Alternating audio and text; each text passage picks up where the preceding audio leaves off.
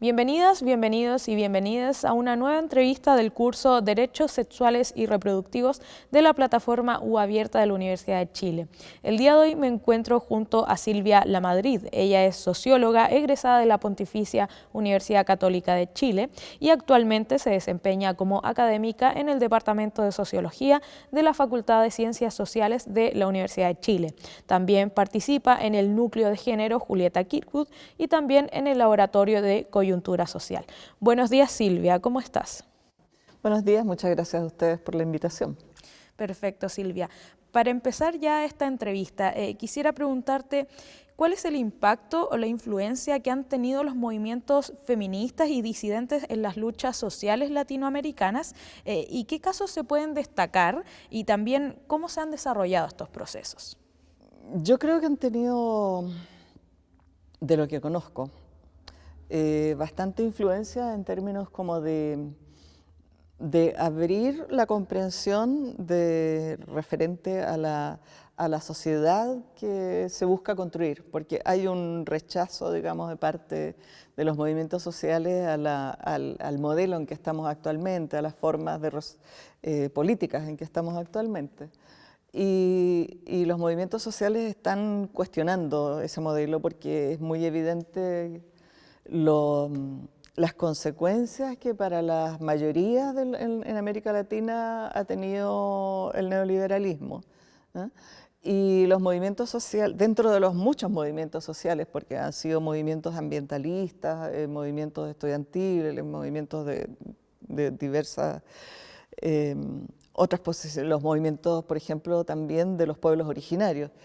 Dentro de eso, los movimientos feministas han aportado con un cuestionamiento muy profundo a las formas de convivencia de nuestra sociedad. Realmente la gran bandera de lucha en América Latina ha sido la lucha contra el femicidio y la violencia de género, diría yo, expresada en grandes movilizaciones como el movimiento Ni Una Menos, que ese ha sido transversal latinoamericano, que emergió en Argentina, pero ha estado presente en la mayor parte de los países latinoamericanos y en Chile con mucha fuerza, planteando que lo inaceptable que es esta lógica en que estamos metidos, de la lógica patriarcal, de que todos quienes, que da derecho a la masculinidad hegemónica a controlar, a ejercer violencia sobre las demás personas. En ese sentido yo creo que ha sido muy valioso, por ejemplo, el cuestionamiento en México, porque en México es un país que está viviendo una situación de violencia muy radical por el peso además de los problemas propios, históricos mexicanos, el problema del peso del narcotráfico, que eso se ha expresado mucho en las mujeres muertas en Jalisco. Y ahí, y en general en toda América Central hay unos niveles de violencia extraordinarios, entonces ahí ha sido súper importante este movimiento que cuestiona ese concepto básico del derecho a la vida de las personas que no responden a esa masculinidad hegemónica, que es por lo demás la que está dominando y controlando ese tipo de violencia, ya sea que se exprese en guerras civiles o en la guerra del narco o en situaciones cotidianas, porque tampoco hay que dejar de lado que más allá de los contextos particulares, de todas maneras hay una noción de violencia patriarcal ejercida contra mujeres, diversidades o sencillamente las masculinidades no hegemónicas. Y en ese plano creo que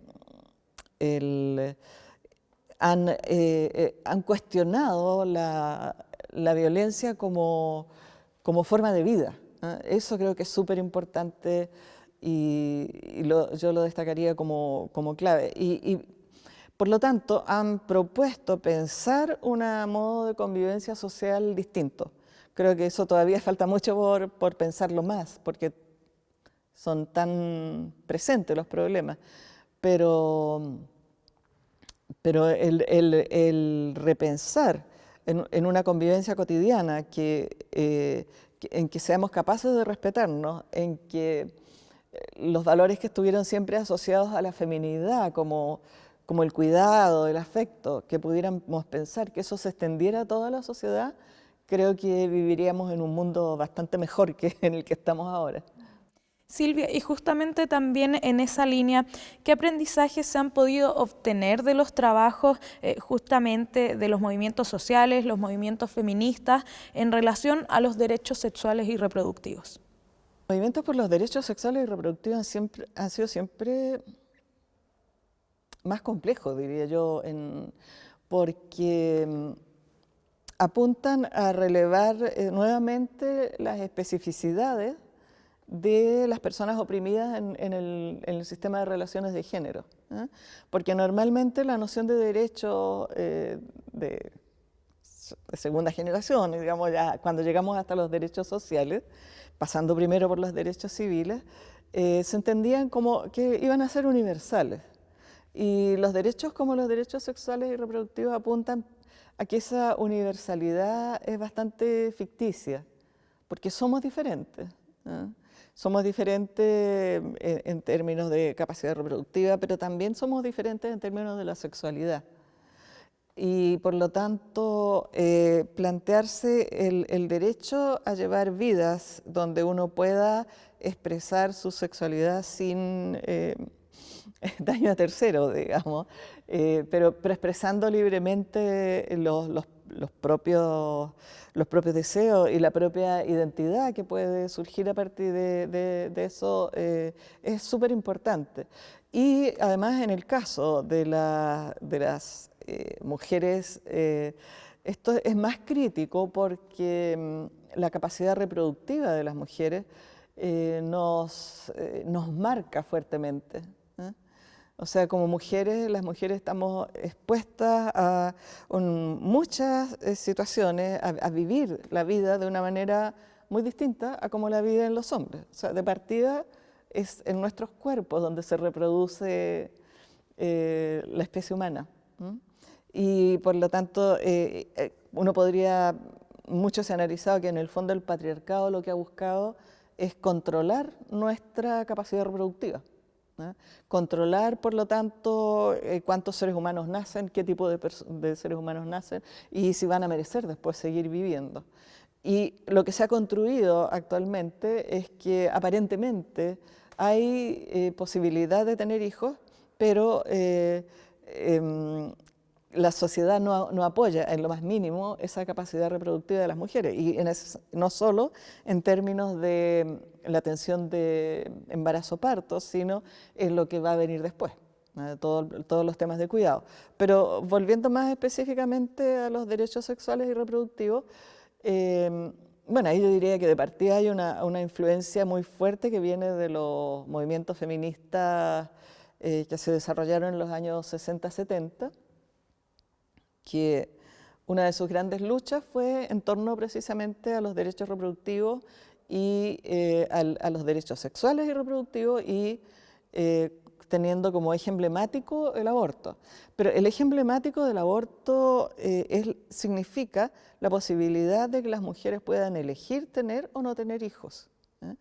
Parte de ello estuvo vinculado con el uso de anticonceptivos, con la posibilidad del acceso a los anticonceptivos y plantear también el acceso no solo en términos de que esté legalmente permitido, sino que se garantice el acceso a la posibilidad de poner término a un embarazo dentro de plazos aceptables en términos de salud para las mujeres. Y ahí yo creo que hay una gran ganancia de parte de ese movimiento que, hay que decirlo, además ahora está en cuestionamiento, porque en Estados Unidos en este momento hay varios estados donde se está planteando retroceder en este plano, ¿eh?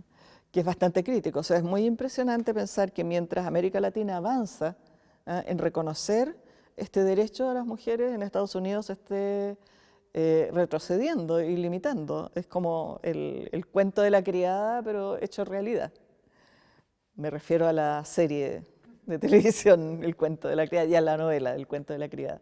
Entonces creo que esos han sido como esas luchas de las feministas del norte, por así decir, permitieron que fuera llevado a las Naciones Unidas y hay acuerdos en términos de Naciones Unidas para respetar estos derechos, al menos los derechos reproductivos, en la legislación de todos los países del mundo.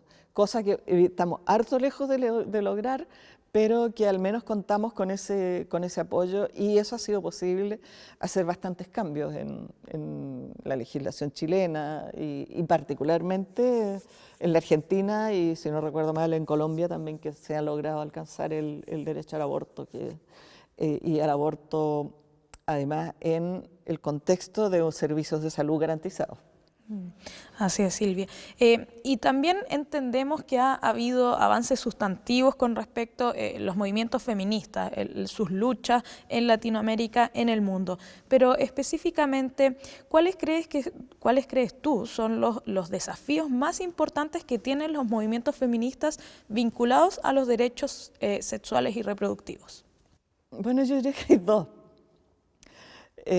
En cierto modo ya planteé uno, que es el derecho a que el tener o no tener hijos y el cuándo tener hijos o el cuándo no tener hijos sea garantizado a las personas.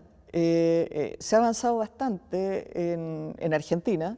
En Chile, en cierto modo, eso ya está planteado como derecho constitucional en el proyecto que elaboró la Convención Constituyente, elegida democráticamente, y entonces creo que en ese plano hay bastantes avances institucionales, pero que queda mucho por avanzar en cómo concretamos esto, ¿eh? Porque el garantizar hacer el aborto accesible a las mujeres significa no solo que no sea ilegal, no solo que esté permitido, sino que además esté garantizado como servicio de salud, porque si no, no es algo que va a llegar a todas las mujeres. Y lo mismo, aunque parezca loco, en relación con la calidad de la atención del embarazo y parto, que tampoco está en la práctica garantizado de que eso sea de buena calidad. O sea, todavía ha habido también avances en la atención del parto, por ejemplo, la posibilidad de que los hombres participen, pero hay mucho que avanzar en términos de la verdadera calidad de esa atención de parto, de cuánto respeta el proceso natural del parto, ¿eh?